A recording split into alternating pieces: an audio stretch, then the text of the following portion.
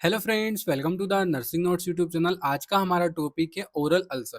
ठीक है, oral ulcer क्या होता है? ठीक है, जो ओरल अल्सर से आप क्या समझ रहे हो? जो माउथ होता है उसके अंदर अल्सर हो जाना। अल्सर का मतलब होता है व्हाइट कलर का पैचेस या जो इपिथेलियल जो लेयर होती है माउथ की या म्यूकोजल लेयर होती है वो डैमेज होने लग जाती है। ठीक है, तो आज की इस वीडियो में हम यही पढ़ेंगे।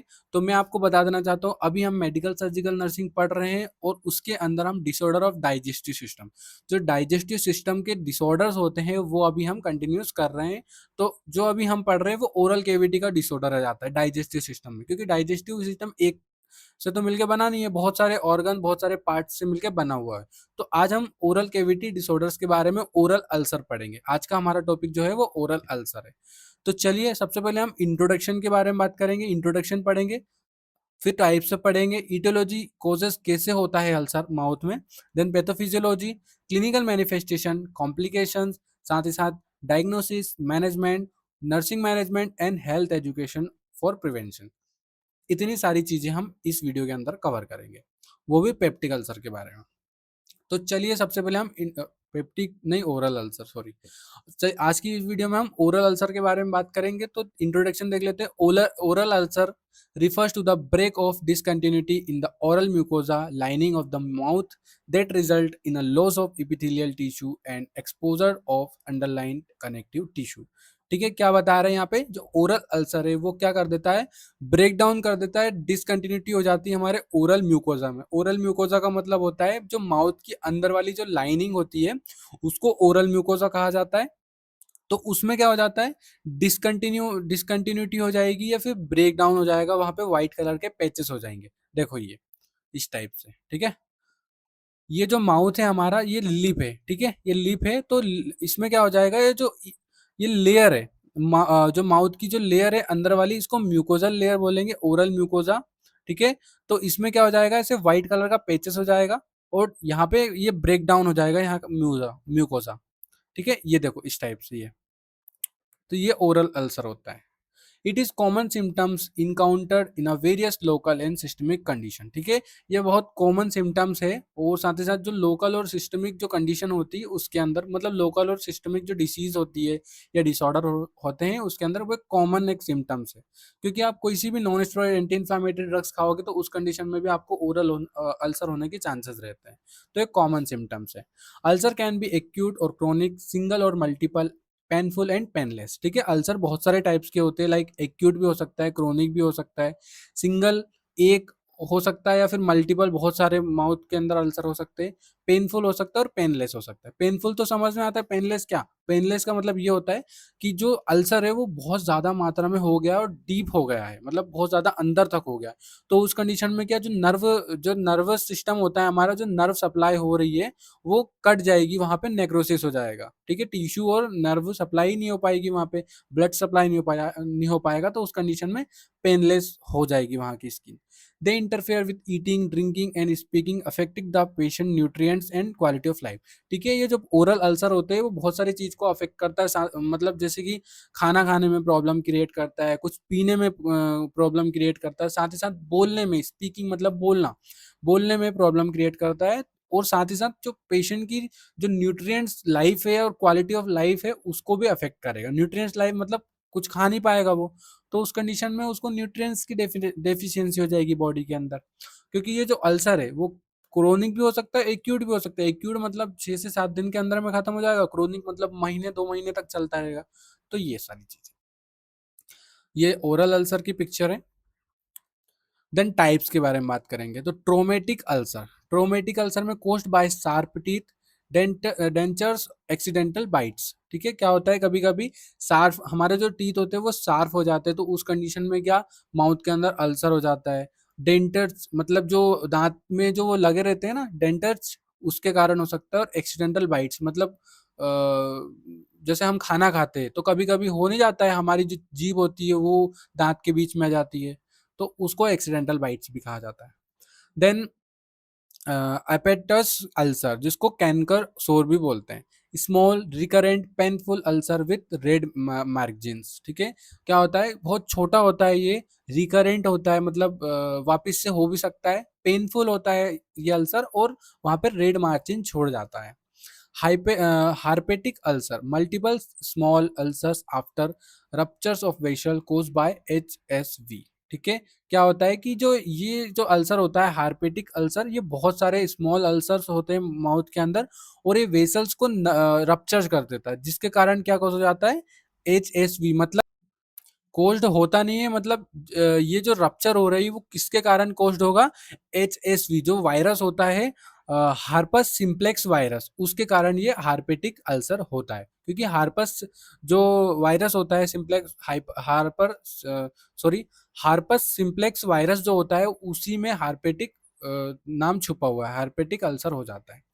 देन ट्यूबरकुलस अल्सर, ट्यूबरकुलस मतलब जो टीबी के कारण होता है, लाइक इरेगुलर अंडरमिटेड इगल is painful and non healing. ठीक है, ये ट्यूबरकुलोसिस अल्सर के कारण हो सकता है। Then syphilitic ulcer, cancer sorry cancer painless and gummatous ulcer late stage.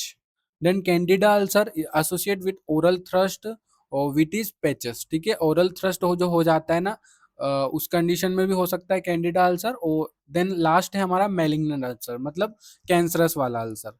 तो ये क्रोनिक हो सकता है, इंडुरेटेड हो सकता है, इरेगुलर मार्जिन और नॉन नॉन हीलिंग, ये सारी चीजें इसके अंदर हो सकती है। इतने सारे टाइप्स होते हैं अल्सर के। देन ये क्यों कोज होता है, कब कोज होता है, तो लोकल कोज और सिस्टमिक कोज। तो लोकल कोज में trauma for sharp teeth, dentures, orthodontic appliances. ठीक है, क्या होता है, कभी कभी हमारे टीथ, मैंने जैसे बताया आपको, शार्प हो जाते हैं, तो उस कंडीशन में भी अल्सर हो सकता है। डेंचर्स जो होते हैं हमारे माउथ में लगते हैं, उसके कारण हो सकता है। देन सेकेंड है बर्न फ्रॉम हॉट फूड और केमिकल्स। ठीक है, क्या होता है, जब हम बहुत ज़्यादा गर्म खाना खा लेते हैं, तो उस कंडीशन में हमारा जो माउथ होता है वो बर्न हो जाता है, मतलब जल जाता है, कुछ केमिकल्स भी मिले होते हैं उसके अंदर, उस वजह से। पुअर ओरल हाइजीन, ठीक है, अगर ओरल हाइजीन आप अच्छे से नहीं रख रहे हो तो उस कंडीशन में भी हो सकता है। Dental caries and infections. ठीक है, डेंटल कैरीज मतलब जो दांत में वो जो ब्लैक ब्लैक हो जाता है, उसको डेंटल कैरीज कहा जाता है। डेंटल कैरीज अगर आपको डिटेल्स में पढ़ना है तो हमारी प्रीवियस वीडियो में आपको मिल जाएगी, आपको डेंटल कैरीज के बारे में। देन इन्फेक्शन, इन्फेक्शन के कारण भी हो सकता है। Then systemic cause, nutrients deficiency, vitamin B12, folic acid, iron और विटामिन, इसकी न्यूट्रिएंट्स की कमी के कारण भी हो सकता है mouth ulcer. Infection viral, bacterial, fungal. Viral infection मतलब herpes simplex virus, coxsackie virus और HIV, इसके कारण भी हो सकता है। बैक्टीरियल में ट्यूबरकुलोसिस, सिफिलिस, गोनोरिया, और फंगल में कैंडिडियासिस। ठीक है, इस कंडीशन में भी माउथ अल्सर हो सकता है। Blood disorder like leukaemia, aplastic anaemia. ठीक है, इस कंडीशन में भी ओरल अल्सर हो जाता है। Gastrointestinal disease like Crohn's disease, ulcerative colitis और coeliac disease. Drug induced chemotherapy, radiotherapy, non steroid anti inflammatory drug और एंटीबायोटिक्स। अगर ज्यादा मात्रा में आपने ड्रग ले लिया तो उस कंडीशन में भी आपको ओरल अल्सर देखने को मिल सकता है। Malignancy like squamous cell carcinoma presenting as non healing ulcer. ठीक है, जो मेलिग्नेंट हो जाता है माउथ के अंदर, मेलिग्नेंट मतलब एक ट्यूमर होता है, जिससे क्या सेल धीरे धीरे करके डेथ होने लग जाती है वहां पे, और एक कार्सिनोमा प्रेजेंट हो जाता है। ठीक है, और ये नॉन हीलिंग होता है, तो उस कंडीशन में भी देखने को मिल सकता है। पैथोफिजियोलॉजी में initiating factors like trauma, infections, deficiency, autoimmune reactions. ठीक है, इनिशिएटिंग फैक्टर्स लाइक ट्रोमा हो सकता है, उसके कारण हो जाएगा, या इन्फेक्शन या डेफिशिएंसी के कारण, या ऑटोइम्यून एक रिएक्शन के कारण क्या हो जाएगा, ब्रेकडाउन ऑफ म्यूकोजल इपिथेलियम। ठीक है, मैंने जैसे आपको बताया कि जो माउथ का अंदर वाली जो लेयर होती है उसको म्यूकोजल इपिथेलियम बोला जाता है, तो वो ब्रेकडाउन हो जाएगी, अल्सर फॉर्मेशन हो जाएगा। देन वहां पे इन्फ्लामेटरी रिस्पॉन्स कोज होगा, infiltration of neutrophils, lymphocytes, plasma cells. ठीक है, इन्फिल्ट्रेशन हो जाएगा न्यूरोफिल्स के अंदर, लिम्फोसाइट्स के अंदर और प्लाज्मा सेल्स के अंदर। फिर क्या हो जाएगा, ulcer bed becomes covered by fibrinous exudate yellowish white coating. ठीक है, जो अल्सर होता है उसमें फिर येलोविश वाइट कोटिंग हो जाएगी। Then surrounding tissue becomes red and inflamed, जो टिश्यू होते हैं आइट साइड के वहां पे भी रेडनेस हो जाएगी और वहां पे इन्फ्लामेशन हो जाएगा। देन उसके बाद healing occur by epithelialisation unless underlying cause persist, उसके कारण फिर परसिस्ट कोज हो सकता है, मतलब ओरल अल्सर हो जाएगा। देन फ्लो चार्ट में हम देख लेते हैं। तो सबसे पहले कोज लाइक ट्रॉमा इंजरी या इन्फेक्शन या सिस्टमिक डिसीज जो होती है उसके कारण क्या होगा, इपिथेलियल ब्रेकडाउन हो जाएगा, फिर अल्सर फॉर्मेशन हो जाएगा, फिर वहां पे इन्फ्लामेशन होगा, लाइक पेन, रेडनेस और डिलेड हीलिंग, ये सारी चीजें कोज हो सकती है। तो ये होता है अपना oral ulcer. Then clinical manifestation के अंदर हमें देखने को मिलेगा localised pain and burning sensation, ठीक है, लोकलाइज्ड पेन मिलेगा हमें माउथ के अंदर और बर्निंग सेंसेशन, जलन टाइप वहां पे होगी। सिंगल और मल्टीपल अल्सर स्लो और deep, red hello around ulcer with yellowish white base, ठीक है, येलोविश वाइट बेस देखने को मिलेगा हमें अल्सर के पास। डिफिकल्टी इन च्यूइंग, स्वैलिंग और स्पीकिंग, ठीक है, हमें बोलने में और चबाने में और साथ ही साथ निगलने में प्रॉब्लम होगी। इंक्रीज सलाइवेशन और समटाइम्स डिजीनेस, ठीक है, ज्यादा सलाइवेशन सिक्रीट होगा और डिजीनेस लग सकती है कभी कभी। बेड ब्रीथ लाइक हेलियोटोसिस होने के चांसेस है अगर ज़्यादा मात्रा में अल्सर फॉर्मेशन हो गया। इन क्रोनिक अल्सर में induration raised margins like suspicious of malignant, ठीक है, मेलिग्नेंट सस्पिशियस भी हो सकता है अगर क्रोनिक केस हो गया अल्सर का। तो systemic symptoms in some case fever, malaise, lymphatic node enlargement, ठीक है, कभी कभी क्या सिस्टमिक सिम्टम्स देखने को मिल सकता है, like fever, malaise, lymphatic node enlargement देखने को मिल सकता है माउथ का। कॉम्प्लिकेशन क्या हो सकती है, severe pain leading to poor oral intake, malnutrients, ठीक है, मालन्यूट्रिशन अगर आप पुअर मात्रा में लोगे तो आपका पुअर ओरल हाइजीन, मतलब क्या हो जाएगा, देखो सीवियर पेन होने लग जाएगा आपको पुअर ओरल इंटेक की वजह से। Secondary bacterial and fungal infection हो सकता है कॉम्प्लिकेशन में। स्प्रेड टू फेरिंग्स और इसोफेगस, अगर आपने ओरल जो आपका अल्सर है अगर आपने ठीक नहीं किया, उसका ट्रीटमेंट नहीं कराया, तो वो स्प्रेड हो सकता है फेरिंग्स और इसोफेगस के अंदर। क्रोनिक अल्सर्स में रिस्क ऑफ मैलिग्नेंसी मतलब लाइक कैंसर के रूप में वो कन्वर्ट हो सकता है। Psychological distress due to recurrent painful ulcer, ठीक है, साइकोलॉजिकल डिस्ट्रेस के कारण रिकरेंट पेनफुल अल्सर होने के चांसेस हैं। डायग्नोसिस में history, onset, duration, recurrent trauma, systemic illness और ड्रग हिस्ट्री, ये सारी चीज़ें हम हिस्ट्री में देखेंगे कि कैसे हुआ है, क्या ड्यूरेशन है, कितने टाइम से हो रखा है, रिकरेंट क्या है, ट्रॉमा के कारण हुआ है, सिस्टमिक इलनेस के कारण हुआ है या ड्रग हिस्ट्री के कारण हुआ है। तो ये सारी हिस्ट्री हमें चेक करना है सबसे पहले। फिर एग्जामिनेशन करना है साइट का कि कौन से साइट में है, क्या साइज है, शेप क्या है इसका, मार्जिन्स क्या है, बेस क्या है, टेंडरनेस ऑफ अल्सर क्या है, ये सारी चीजें एग्जामिनेशन करना है। लेबोरेटरी टेस्ट के अंदर हीमोग्लोबिन का टेस्ट करेंगे, iron, vitamin B 12, folic acid level क्या है बॉडी के अंदर, ये सारी चीजें चेक करेंगे। Serological of syphilis like HIV testing of suspected, अगर HIV टेस्ट करेंगे, अगर सस्पेक्टेड है पेशेंट, लग रहा है कि हाँ HIV हो सकता है, तो उसका HIV का करवाएंगे हम serological test. Microbiology like swab for bacterial fungal cultures, ठीक है, माइक्रो बायोलॉजी जो होती है लाइक उसमें क्या होता है, माइक्रोस्कोप के अंदर स्टडी की जाती है कि ये बैक्टीरियल फंक्शन जो हमें ओरल अल्सर हुआ है, जो पेशेंट को ओरल अल्सर हुआ है वो बैक्टीरियल है या फंगल है, ठीक है, ये सारी चीज। बायोप्सी करेंगे in case of non healing ulcer to rule out malignant, ठीक है, बायोप्सी का मतलब ये होता है कि जो अल्सर हो रखा है माउथ के अंदर, तो वो जो अल्सर वाली जो स्किन है वो उसको काट के और माइक्रोस्कोपिक कली उसको चेक करते हैं कि ये मेलिग्नेंट तो नहीं है, मतलब लाइक कैंसर का फॉर्म तो नहीं है, ठीक है, ये बायोप्सी का मतलब ये होता है कि वहां के स्किन को ही काट के वो लेबोरेटरी टेस्ट में जाके चेक कराते हैं। फिर मैनेजमेंट के अंदर medical and dental management, remove local irritant like sharp tooth, ill fitting dentures, ठीक है, रिमूव करेंगे हम, अगर शार्प टूथ है तो उसको टूथ को सही कराएंगे, जो दांत है वो अगर शार्प है तो उसको ठीक कराएंगे, और डेंचर्स है तो वो अगर हिल रहे हैं या फिर उसकी वजह से है अल्सर तो उसको फिट कराएंगे। Analgesic mouth wash gels like lidocaine और बेंजोसिन, ठीक है, एनाल्जेसिक माउथ वॉश जेल देंगे हम, और एनाल्जेसिक माउथ वॉश जेल के अंदर हमें एक वो भी देखने को मिलता है ओराजोल, ठीक है, ओराजोल क्या होता है, एक जेल होती है, उसको 1 बूंद या 2 बूंद लेके उंगली में उसको अल्सर के ऊपर लगाया जाता है।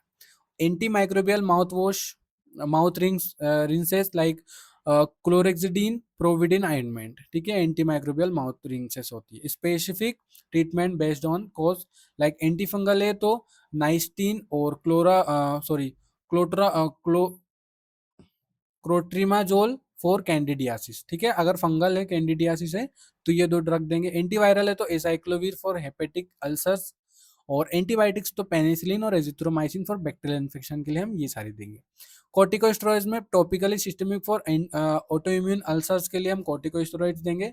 और haematinics like iron, folic acid, vitamin B12 और विटामिन सी, ठीक है, फॉर डेफिशिएंसी अल्सर, ठीक है। अल्सर्स क्यों हो रहा है, लाइक विटामिन B12 की कमी से तो नहीं हो रहा है, तो हम उसको विटामिन B12 की टैबलेट्स देंगे, या फिर विटामिन सी देंगे, या फिर फोलिक एसिड, आयरन देंगे।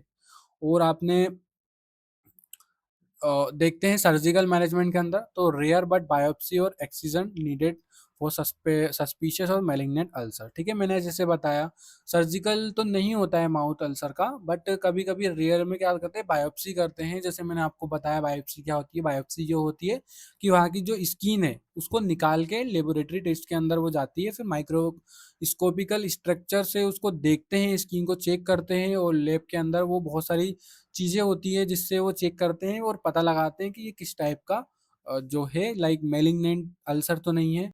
ये सारी चीज़ डाइटरी मैनेजमेंट के अंदर हम पढ़ेंगे। Soft blend non irritating diet देंगे पेशेंट को। Increase intake iron, folic acid, vitamin B12, vitamin C and proteins, ठीक है। ये सारी चीजें इनटेक करवाएंगे। Avoid spicy like acidic, salty food, alcohol and smoking, ये सारी चीजें अवॉइड करवाएंगे। Encourage hydration with plenty of fluid, ठीक है, हाइड्रेशन करवाएंगे पेशेंट। नर्सिंग मैनेजमेंट के अंदर assess the site, size and number of ulcer regularly, provide oral care with saline और एंटीसेप्टिक सिरिंजेस, ठीक है। Educate patient about avoiding irritant food and habits, ठीक है। पेशेंट को एजुकेट करेंगे कि आप इरिटेंट फूड्स नहीं खाते हो, लाइक जो स्पाइसी फूड्स होते हैं वो, और अपनी हैबिट को सुधारो अगर आप खाते हो तो। Apply prescribe topically anaesthetics before meal for the pain relief, ठीक है। खाना खाने से पहले जो एनेस्थेटिक्स, जो जेल्स प्रोवाइड की है डॉक्टर्स ने और जो हेल्थ केयर वर्कर्स हैं उन्होंने, तो आपको वो देना है। Encourage nutrients rich diet and supplements, ठीक है। न्यूट्रिएंट्स रिच डाइट पेशेंट को प्रोवाइड करना है, सप्लीमेंट्स प्रोवाइड करना है। Provide emotional support for chronic और recurrent ulcer, emotional supports provide करना है पेशेंट को, लाइक क्रोनिक और रिकरेंट अल्सर है तो। और refer to dentist physician for systemic course of regular follow up, ठीक है। डेंटिस्ट या फिजिशियन के पास उनको रिफर करना है अगर उनको सिस्टमिक कोर्स है, और रेगुलर फॉलो अप के लिए बुलाना है। Then health education prevention measurement के अंदर maintain proper oral hygiene, brushing, flossing and mouth wash, ठीक है। मेंटेन करना है प्रॉपर ओरल हाइजीन को। Avoid trauma by correct correcting sharp teeth and dentures, ठीक है। पेशेंट को एजुकेट करना है कि जो आपका जो डेंचर्स लगे हुए हैं और जो शार्प टीथ है उसको अच्छे से ठीक कराएं, ताकि आपको बाद में भी ट्रोमा ना हो सके, मतलब उसके कारण अल्सर ना हो सके। Balance diet rich in vitamin and iron, ठीक है। बैलेंस डाइट रिच देना है, मतलब पेशेंट की जो डाइट है वो बैलेंस डाइट बना के रखना है, लाइक विटामिन और आयरन की जो डेफिशिएंसी हो रही है वो ना हो आगे से। अवॉइड स्मोकिंग, एल्कोहल एंड तंबाकू च्यूइंग, ठीक है। पेशेंट को एजुकेट करना है कि आप स्मोकिंग अवॉइड करें, एल्कोहल अवॉइड करें, और तंबाकू नहीं खाएं। Stress reduction technique for recurrent aphthous ulcer, ठीक है। स्ट्रेस रिड्यूक्शन थेरेपी प्रोवाइड करना है पेशेंट को ताकि उनको अल्सर ना हो। Regular dental checkups every 6 to 12 month, ठीक है। डेंटल चेकअप्स के लिए उनको बोलना है कि आप 6 से 12 मंथ के अंदर में जो आपको डेंचर्स लगे हुए हैं, जो तार लगे हुए हैं दांत के अंदर, तो ये आप उनके पास जाएं, डॉक्टर के पास, और चेकअप कराएं, ताकि आपको बाद में वापस से अल्सर ना हो। Thank you guys. अगर आपको वीडियो अच्छी लगी हो या लेक्चर अच्छा लगा हो तो वीडियो को लाइक करके चैनल को सब्सक्राइब जरूर करें, और कमेंट जरूर करें कि आपको ये लेक्चर कैसा लगा है। Thank you.